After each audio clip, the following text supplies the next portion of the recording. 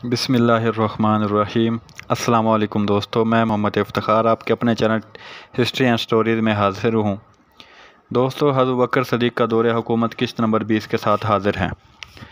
واقدی رحمۃ اللہ علیہ کہتے ہیں کہ جب رات کی تاریکی نے ہر چیز کو ڈھانپ لیا تو ملعون توما نے اکابر قوم اور دلیران دمشق کو جمع کر کے ان کے سامنے تقریر کی اور ان سے کہا، دین نصارہ کے جاہلو حاملو، تمہیں اس قوم نے گھیرا ہے اور تمہارا مقابلہ ایک ایسے گروہ سے ہے جس میں نہ نیکی، نہ دین، نہ وفاداری، نہ ذمہ داری اور نہ کسی قسم کا عہد ہے۔ اگر ایسی صورت میں تم ان سے صلح بھی کر لو تو وہ تم سے کسی طرح کی وفا نہیں کر سکتے۔ اپنی اولاد اور عورتوں کو وہ اسی واسطے ساتھ لائے ہیں کہ خواہ تم راضی ہو یا ناراض ہو وہ انہیں تمہارے شہروں میں آباد کر دیں۔ کیا تم اس کو برداشت کر سکتے ہو کہ تمہاری عورتیں بے خانہ ہو کر قید ہوں اور ان کی باندیاں بنیں، تمہاری اولاد ان کی غلام ہو، گھر بار ہاتھ سے نکل جائے اور تمہاری پوری بے حرمتی ہو؟ میں نہیں سمجھتا کہ تم نے اس کو کس طرح برداشت کیا ہوگا۔ سلیب تمہارے ہاتھوں سے اسی واسطے جاتی رہی اور وہ اسی لیے تم سے ناراض ہو گئی کہ تم نے خود اپنے دلوں میں سے اس دین نصارہ کے مٹ جانے اور مسلمانوں سے مصالحت کی ٹھان لی ہے، اور یہی وجہ ہے کہ سلیب نے تمہیں سزا دی اور تمہاری اہانت لی۔ میں جو آج ان کے مقابلے کو نکلا تھا، اگر میری آنکھ میں صدمہ نہ پہنچتا تو میں آج ان سے فارغ ہو کر ہی واپس لوٹتا۔ اب میں بھی ان سے بدلہ لوں گا اور جس طرح ہوگا اسے اپنی آر کو دور کروں گا۔ میں رحیم بادشاہ کی عزت کی قسم کھا کر کہتا ہوں کہ مجھے بدلہ لینا ضروری ہے۔ میں آنکھ کے بدلے اہل عرب کی 2000 آنکھیں نکال کر چین لوں گا اور انہیں بادشاہ کے پاس روانہ کر دوں گا۔ اس کے بعد اپنے سلیب لوں گا۔ اگر میں ان سے ان امور میں غفلت کی تو مجھے بادشاہ کے خوف سے بے خوف نہ رہنا چاہیے۔ توما کی یہ گفتگو سن کے تمام سرداروں نے متفقہ بات سے کہا کہ اے سردار، اصل بات یہ ہے کہ مسلمانوں کا لشکر بہت بڑا ہے اور آپ کا مطلب زیادہ سے زیادہ یہ ہو سکتا ہے کہ کسی ایک طرف ایک دروازے سے مسلمانوں پر ٹوٹ پڑنا چاہیے، مگر یہ بھی ضروری ہے کہ ہم پہلے سے یہ سوچ لیں کہ تمام مسلمان گھوڑوں کی باگیں پھیر کر اسی طرف گھس آئیں گے اور سب طرف سے سمٹ کر اس دروازے کو اپنی جولا نگاہ بنا لیں گے۔ سب سے بڑا سردار اگر شرقی دروازے سے آئے گا تو دوسرا باب جابیہ سے، پھر ان کا تھامنا مشکل ہو جائے گا اور ایسی مصیبت آ کر پڑے گی جس کا برداشت کرنا تیری سکت اور تیری طاقت سے کہیں باہر ہوگا۔ باقی ہم ہر طرح سے حاضر ہیں۔ اگر تیری خوشی شہر پناہ سے باہر نکل کر لڑنے کی ہے تو ہم اس پر بھی راضی ہیں، اور اگر قلعہ بند ہو کر چار دیواری سے لڑنے کا ارادہ ہے تو اس طرح بھی ہم موجود ہیں۔ توما یہ سن کر فنون و حرب میں جو ہر شخص جتنا زیادہ غور کرتا ہے اس سے کوئی بات مخفی نہیں رہتی۔ میری سمجھ میں اس وقت لڑائی کے لیے ایک خاص تدبیر آ رہی ہے، مگر پہلے تمام امراء ہر خاص عوام کو جمع کر لیا جائے۔ چنانچہ کچھ لوگ مسلمانوں کے خوف کی وجہ سے مورچوں میں رہ گئے اور باقی تمام آدمی جمع ہو گئے۔ توما نے ان سب کو مخاطب کرتے ہوئے کہا کہ میرا ارادہ ہے کہ مسلمانوں پر شوب و خون ماروں اور ان کے فردگاہوں اور خیموں پر اچانک جا پڑوں۔ رات زیادہ محیب اور اندھیری ہے، دشمن راستوں اور گھاٹیوں سے بے خبر ہے اور تمہیں یہاں کے گلی کوچوں سے خوب واقفیت ہے، لہذا بہتر ہے کہ ہر شخص تم میں سے مسلح ہو کر اپنے اپنے دروازے سے باہر نکلے اور ادھر میں ساتھیوں سمیت اپنے دروازے سے باہر نکلوں، اور اس طرح مجھے امید ہے کہ ہم کامیاب اور خوشی اپنے گھروں میں واپس ہوں گے۔ میں مسلمانوں پر حملہ کرتا اور ان کی قوم کو تباہ و برباد کرتا ہوں، ان کے سردار تک پہنچ جاؤں گا اور اسے قید کر کے بادشاہ کی خدمت میں بھیج دوں گا۔ بادشاہ اس لیے جو چاہے حکم کرے، تم میں سے جو شخص اپنے دروازے سے نکلے تو اپنی جگہ اور مقام کو کسی طرح نہ چھوڑے۔ میں لڑتا خود تم تک پہنچ جاؤں گا۔ یہ سن کر سب نے بخوشی اس تجویز کو منظور کر لیا۔ اس کے بعد توما نے کچھ آدمی باب جابیہ پر متعین کیے اور کچھ باب شرقی پر، اور ان سے کہہ دیا کہ گھبرانے کی کوئی بات نہیں۔ مسلمانوں کا سردار خالد بن ولید تمہارے دروازوں سے بہت دور ہے۔ ان دروازوں پر محض چند ذلیل اور غلام شخص متعین ہیں، انہیں تم غلہ کی طرح پیس دینا اور کھانے کی طرح ہضم کر لینا۔ ایک دوسرا گروہ اس نے باب فرادیس جہاں حضرت عمرو بن عاص متعین تھے روانہ کیا، اور ایک جماعت باب کسان جہاں پر حضرت سعید بن زید بن عمرو بن نفیل العدوی کھڑے تھے بھیجا، اور خود تمام بہادروں، دلیروں اور شجاعان دمشق کے ساتھ اپنے دروازے پر رہا۔ جن شخصوں کی شجاعت اور بہادری سے واقف تھا سب کو اپنے ساتھ لیا اور اپنی قوم سے کہنے لگا کہ میں اپنے دروازے پر ایک ایسے شخص کو متعین کرتا ہوں جو ناقوس بجا دے گا۔ یہ ناقوس میرے اور تمہارے درمیان میں گویا ایک علامت ہوگی، اور میں ناقوس کے بجتے ہی دروازے سے نکلوں گا، تم بھی اسی وقت فوراً نکل جانا اور دشمن پر ایک دم ٹوٹ پڑنا۔ اس وقت مسلمان سوتے ہوں گے یا بعض بیٹھے ہوں گے، تم انہیں اتنی مہلت ہی نہ دینا کہ وہ اپنے ہتھیاروں تک پہنچ سکے، بلکہ تلوار لے کر چاروں طرف سے سونت کے رکھ دینا اور جس کو جس حالت میں پاؤ قتل کر دینا۔ اگر تم نے یہ کام سچائی، راست بازی اور صدقے دل سے کر لیا تو مجھے امید اور کامل یقین ہے کہ وہ آج ہی رات تتر بتر ہو جائیں گے اور ان کا شیرازہ ایسا منتشر ہوگا کہ پھر قیامت تک نہیں بن سکتا۔ قوم یہ سن کر بہت خوشی ہوئی اور اپنے اپنے دروازے کی طرف چل دی۔ جہاں جو شخص متعین کیا گیا تھا پہنچا اور اس انتظار میں بیٹھ کے کب ناقوس بجے اور میں مسلمانوں کی طرف دوڑوں۔ کہتے ہیں کہ توما ملعون نے ایک نصرانی شخص کو ناقوس پر متعین کیا اور کہا کہ تو ایک ناقوس لے کر اس دروازے پر چڑھ جا، جس وقت دیکھے یہ دروازہ کھلا ہے اسی وقت آہستہ آہستہ اس طرح کہ ہماری ہی قوم سن سکے ناقوس بجانا شروع کر دے۔ اس نے اسی طرح منظور کیا اور ایک بڑا سا ناقوس لے کر دروازے پر چڑھ بیٹھا۔ توما نے ہندی تلوار چوڑی، گویا ہندی تلوار غالباً چوڑی ہوا کرتی ہوگی، ہاتھ میں لی، جرمکیا کی سپر کندھے پر رکھی، لوہے کی جوشن پہنے، کسرویہ خود جو ہرکل نے اسے تحفے میں بھیجا تھا اور جس پر سونے کے چاندی کا کام تھا اور تیغ باران تک اس پر اثر نہیں کرتی تھی، سر پر رکھا اور اپنے لشکر کے ایک ٹکڑے کو جو زرہیں خود عمود اور تلواروں سے مسلح تھا ساتھ لیا اور دروازے پر آ کر ٹھہر گیا۔ جس وقت یہاں تمام فوج جمع ہو گئی تو اسے مخاطب کر کے کہنے لگا، یا قوم، دروازہ کھلتے ہی پھوٹتی چلاکی اور سرعت کے ساتھ دشمن تک پہنچ جاؤ اور جس قدر جلد ممکن ہو حملہ کر دو۔ اگر کوئی شخص تم سے امان طلب کرے تو سوائے ان کے سردار کے اور کسی آدمی کو امان مت دو۔ اگر کسی کے پاس صلیب اعظم دیکھو تو فوراً کے پاس پہنچ کر اس سے چھین لو۔ اگر کسی بھی ایسے شخص کے پاس نظر آئے جو کہ تم سے دور ہو تو مجھے آواز دے لو تاکہ میں اس تک پہنچ کر اسے لے سکوں۔ سب نے بخوشی اسے منظور کر لیا۔ اس کے بعد اس نے ایک آدمی کو بلایا اور اس سے کہا کہ اوپر جا کر ناقوس والے سے کہہ دے کہ وہ ناقوس کو بجا دے۔ یہ کہہ کر اس نے دروازہ کھولا، ساتھ ہی ناقوس بجا اور اس زور سے بجا کہ اس کی آواز کے مقابلے میں ہر دوسری آواز سنائی نہیں دیتی تھی۔ فوراً تمام دروازے کھلے اور چاروں طرف سے مسلمانوں کی طرف دوڑ پڑے۔ ملعون توما بھی لپکا۔ اصحاب رسول صلی اللہ علیہ وآلہ وسلم چونکہ قوم کے مکر و فریب سے بے خبر تھے اس لیے سو رہے تھے، ان کا اقبال چونکہ نیند سے دور تھا۔ بعض مسلمانوں نے ناقوس کی آواز سنی، ایک نے دوسرے کو بیدار کیا، آوازیں دیں اور یہ سوئے ہوئے شیر بپھرے ہوئے شیر کی طرح چھلانگیں مار کے کھڑے ہو گئے اور جب تک ان کے پاس دشمن پہنچتے یہ حملہ کے لیے تیار تھے۔ آخر دشمن ان تک آ پہنچا، یہ آ کر حملہ آور ہوئے مگر بے ترتیب تھے اور اس پر طرح یہ کہ رات اندھیری تھی، تلواروں نے اپنا کام شروع کیا۔ حضرت خالد بن ولید رضی اللہ تعالیٰ عنہ نے شور و غل سنا اور فریاد سن کر نہایت بدحواسی اور گھبراہٹ کے عالم میں چلا کر فرمایا، اے میرے خدا، اے اسلام، اے محمد صلی اللہ علیہ وآلہ وسلم کی قسم ہے، رب کعبہ کی، میری قوم کے ساتھ مکر کیا گیا۔ الہی آپ اپنی آنکھ سے جو کسی وقت نہیں سوتی مسلمانوں کی طرف دیکھیے، ان کی مدد کیجیے اور ان کے دشمن کے سپرد نہ فرمائیے۔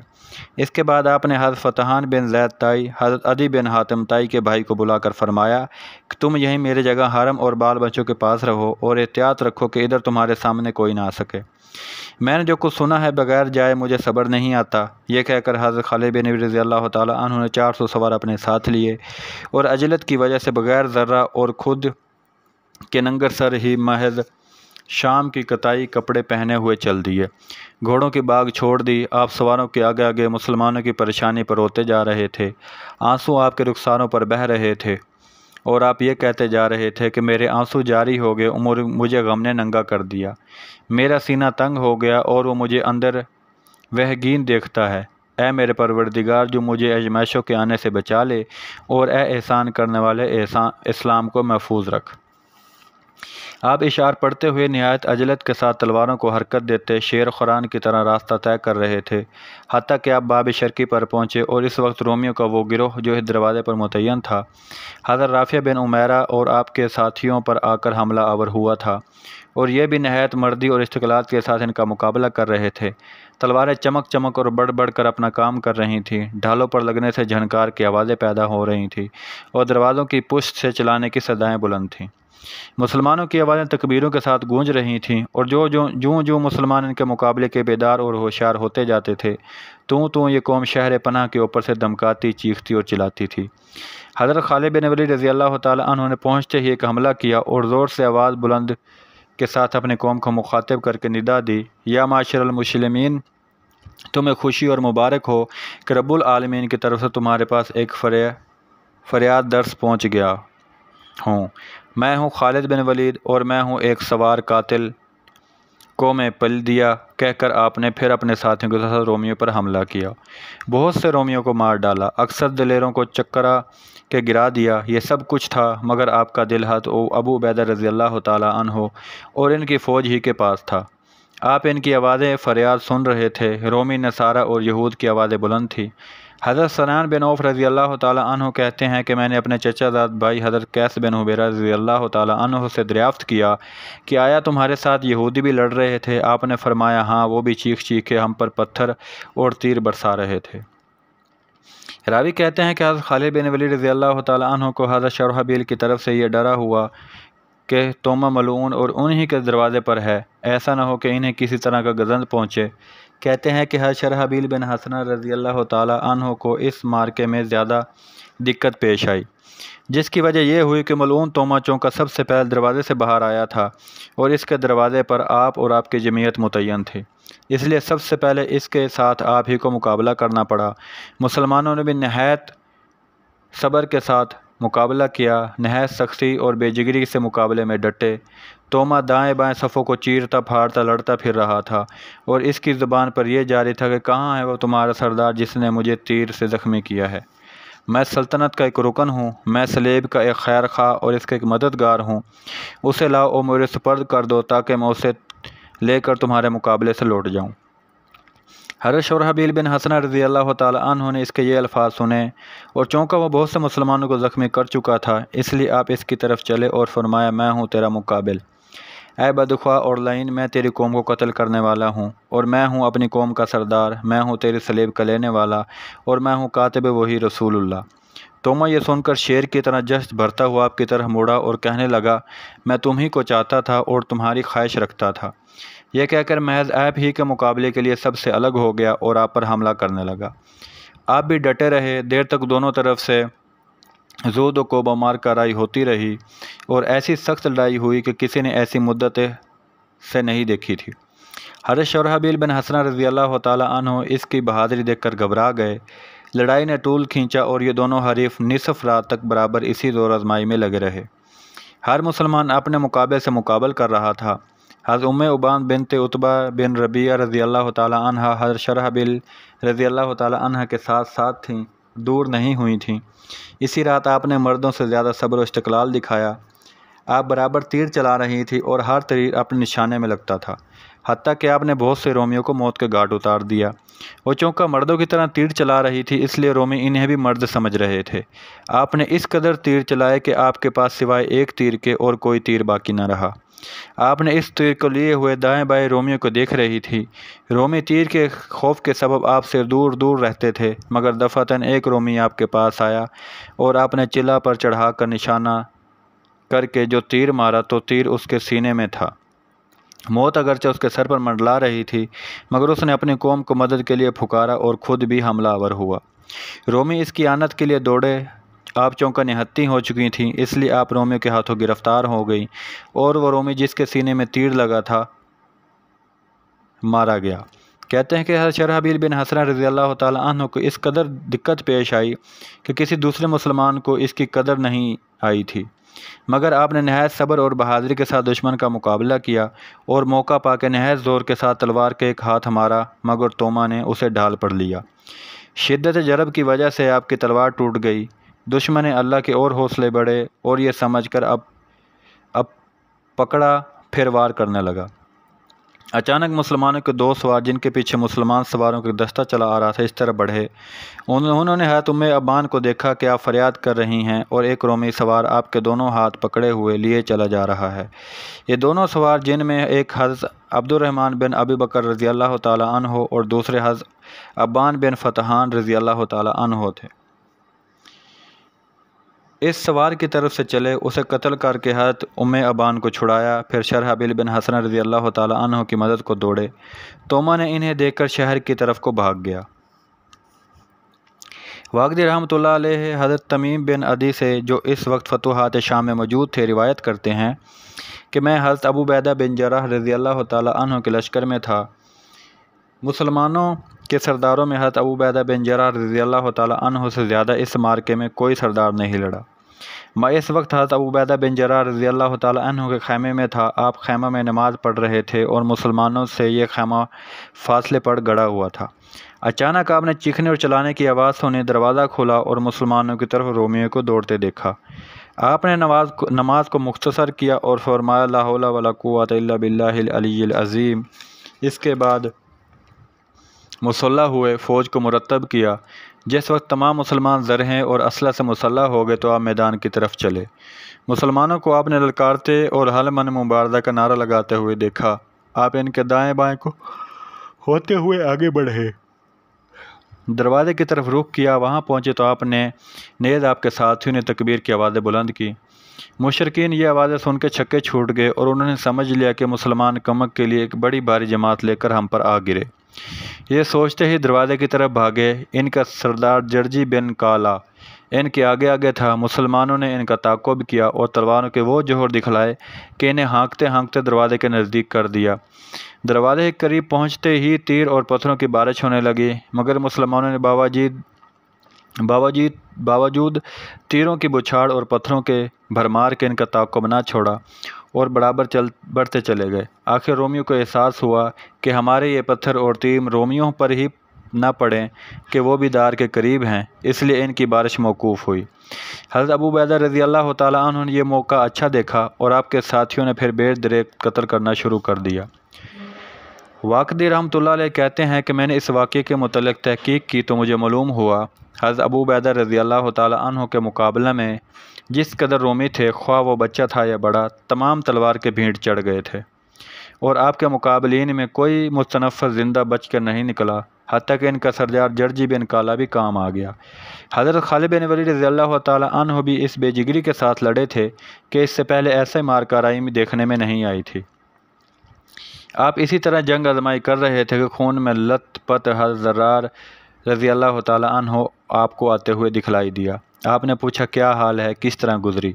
انہوں نے جواب دیا اے الامیر، آپ کو بشارت ہو، میں جناب کی خدمت میں اس وقت حاضر ہوا ہوں جس وقت میں یہ شمار کر لیا کہ مجھے تنہا شخص نے 150 آدمیوں کو قتل کر دیا ہے۔ میرے آدمیوں اور سپاہیوں نے تو اس قدر تلوار چلائی ہے جس کا کوئی شمار نہیں ہو سکتا۔ میں نے اول ان لوگوں کو سختی کو برداشت کیا جو باب صغیر سے حضرت یزید بن سفیان کی طرف نکلے تھے۔ اس کے بعد اپنے گھوڑے کو مہمیز کیا، تمام سرداران کی آنت کرتا رہا۔ میں اکثر رومیوں کو قتل کر ڈالا اور اپنی قوم کی حتی المقدور خدمت کی۔ حضرت خالد بن ولید رضی اللہ تعالیٰ عنہ یہ سن کر بہت خوش ہوئے، پھر تمام جمع ہو کر حضرت شرحبیل بن حسنہ رضی اللہ تعالیٰ عنہ کے پاس آئے اور آپ کے کاموں کا شکریہ ادا کیا۔ واقدی رحمۃ اللہ علیہ کہتے ہیں کہ یہ رات ایک بڑی مارکہ کی رات تھی۔ لوگوں نے ایسی رات اس سے پہلے بہت کم دیکھی تھی۔ اس رات میں ہزاروں رومی کٹ گئے۔ روسائے مشرکین اور کبائر قوم لوٹ کر ایک جگہ جمع ہوئے اور توما کے پاس جا کر کہنے لگے اے سردار، ہم نے آپ کو پہلے بھی نصیحت کی تھی مگر آپ نے ایک نہ سنی۔ جو بلا ہم پر نازل ہوئی آپ پر بھی آئی، ہزاروں آدمی مار ڈالے گئے۔ اصل بات یہ ہے کہ مسلمانوں کا یہ سردار ہی اتنا طاقتور ہے کہ اس کا مقابلہ نہیں ہو سکتا۔ بہتر یہ ہے کہ آپ صلح کر لیں۔ ہماری رائے میں اور ہمارے اور آپ کے لیے صلح ہی سب سے بہتر ہوگی۔ اگر آپ کو صلح کرنے میں تامل ہے تو آپ جانیں اور آپ کا کام، ہم آپ کو آپ کے حال پر چھوڑ کر خود صلح کر لیتے ہیں۔ توما نے جواب دیا اے قوم، مجھے چند دن اور مہلت دو، میں بادشاہ کی خدمت میں ایک خط لکھتا ہوں اور اس میں سب حال لکھوں گا۔ اگر بادشاہ نے ہماری مدد کے لیے فوج بھیجی تو ٹھیک، ورنہ پھر صلح کر لیں گے۔ یہ کہہ کر اس نے بادشاہ کے نام ایک خط لکھا۔ آج کی ویڈیو اتنی ہی دوستو، انشاءاللہ 21 نمبر قسط کے ساتھ بہت جلد حاضر ہوں گے۔ تب تک کے لیے اللہ حافظ۔ دوستو ویڈیو اچھی لگے تو پلیز کمنٹ باکس میں کمنٹ ضرور کیجیے گا اور شیئر ضرور کیجیے گا تاکہ ہمارے ہر مسلمان بھائی اور بچے تک یہ ویڈیو پہنچے اور ہماری آنے والی نسل بھی صحابہ کرام کے معرکوں کو اچھی طرح جانے کہ کس طرح ہمارے صحابہ کرام نے بے جگری سے لڑے اور کس طرح رومی کو قتل کیا اور کس طرح شام کو فتح کیا، بیت المقدس کو فتح کیا، اور کیسے رومیوں کو قتل کر کر کے ان کی لاشوں کے انبار لگائے۔ پلیز دوستو کمنٹ باکس میں آ کے کمنٹ ضرور کیجیے گا۔ شکریہ۔